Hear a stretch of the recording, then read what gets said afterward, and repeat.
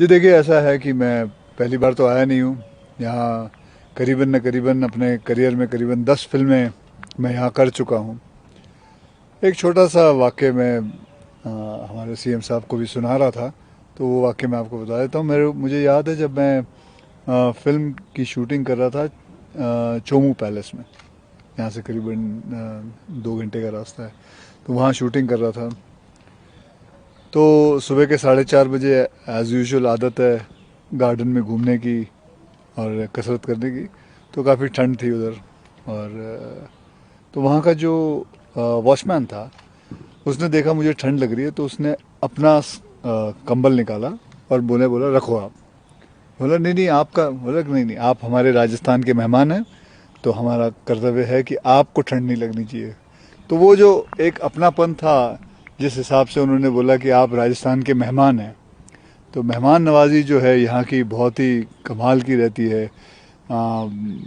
उसी हिसाब से मैं जब फिर वहाँ से मैं निकला, एक और छोटा वाक्य है, वहाँ से निकला और मैं चोमू पैलेस से वापस जयपुर आ रहा था, तो रात के 12:30-1 बजे हुए थे। तो मेरा ड्राइवर जो है वो रास्ता उसको पता नहीं था कहाँ जाना है, और इतने में देखा कि सामने से दो लड़के आ रहे थे मोटरसाइकिल पे।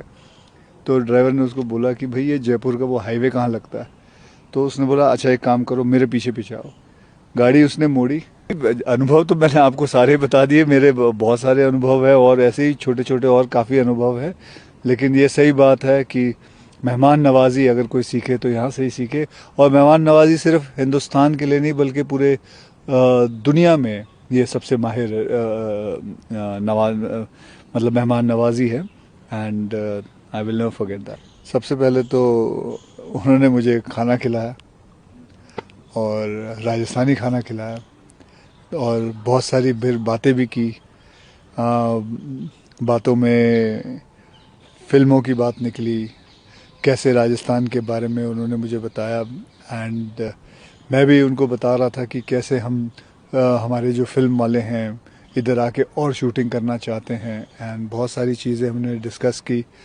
एंड वैसे भी हमारे जो मुंबई में है, हम खबर पढ़ते रहते हैं कि राजस्थान में कैसे कैसे चीज़ें सोलर को लेके इतना सारा कुछ चीफ मिनिस्टर के द्वारा सोलर से लेके इतना कुछ हुआ है। फिर मैं हाल ही में सबमिट भी हुआ था राइजिंग राजस्थान, 35 लाख करोड़ का हुआ था। And so Rajasthan is emerging as a very big winner. So looking forward for coming for more films and trying and shooting here.